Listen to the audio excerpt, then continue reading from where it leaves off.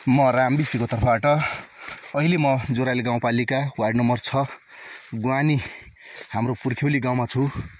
हेर्नुस् त गाइज, कति सानो रुख अनि यसमा चाहिँ कति ढकमक्क फुलेका लाली गुराँसहरू, कति राम्रो रुख सजिएको छ। हेर्नुस् त, कुनै ठाउँमा यसलाई एकदमै राम्रोसँग सजाउँछन् एउटा फुल पाउने बित्तिकै भने, तर यो ठाउँमा चाहिँ कति सुन्दर ठाउँ, कति सुन्दर वनपाखा, कति राम्रो ठाउँ। हेर्नुस् त, यसमा लाली गुराँस चारैतिर ढकमक्क फुलेका दृश्य देख्न पाइएको छ। यहाँ आएर मलाई एकदमै खुसी लागेको छ। हेर्नुस् त, यतापट्टि पनि त्यता पनि त्यो रुखमा पनि लाली गुराँस फुलेको छ।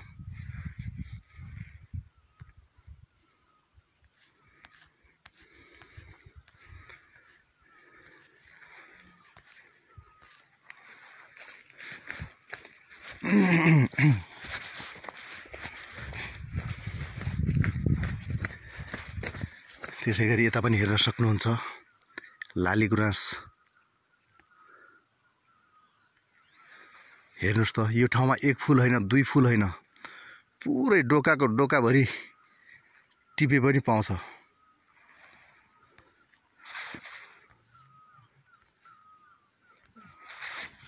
तर मैले चाहिँ हेर्नको लागि एउटा मात्र टिपेको छु, बाँकी फुल मैले टिपेको पनि छैन, टिप्ने पनि होइन। किनभने यो फुल नै यो वनपाखा, यो डाँडाकाँडाको सौन्दर्यता हो। यसले नै यो डाँडापाखाको सौन्दर्यता बढाउँछ। तपाईहरू यसको बारेमा के भन्न चाहनुहुन्छ कमेन्ट गरिदिनु होला, लाइक कमेन्ट सेयर गरिदिनु होला। हाम्रो यो रमाइलो ठाउँमा घुम्न आउनुहुन्छ भने तपाईँ पनि आउन सक्नुहुनेछ। लाली गुराँस टन्नै लगेर जानुहोला। मैले मात्र टिपेन, तपाईलाई म टन्नै टिपेर दिउँला। ल है गाइज, आउन चाहने कोही गेस्टहरू हुनुहुन्छ भने तपाईलाई हाम्रो यो पुर्ख्यौली ठाउँमा स्वागत गर्न चाहन्छौँ।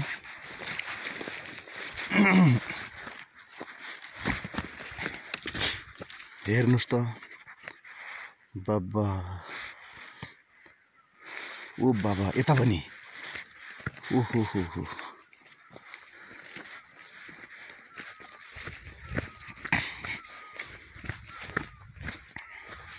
एक होइन, दुई होइन, तीन होइन, हजारौंको संख्यामा रुखहरू छन्। त्यो रुखमा फुलेका फुलहरू कति सुन्दर छन्। यो वनपाखाको, यी पनि लाली गुराँस हुन्, त्यो पनि लाली गुराँस हो। चारैतिर मलाई त यो वनपाखामा आउने बित्तिकै, यहाँ पुग्ने बित्तिकै, यो दृश्य देख्ने बित्तिकै यो ठाउँ छोडेर अन्त कतै नजाने जस्तो मन लागिरहेछ। तैपनि म एक दुई दिन त यिनीहरूसँग नै खेल्नेछु, रम्नेछु, यतै बस्नेछु।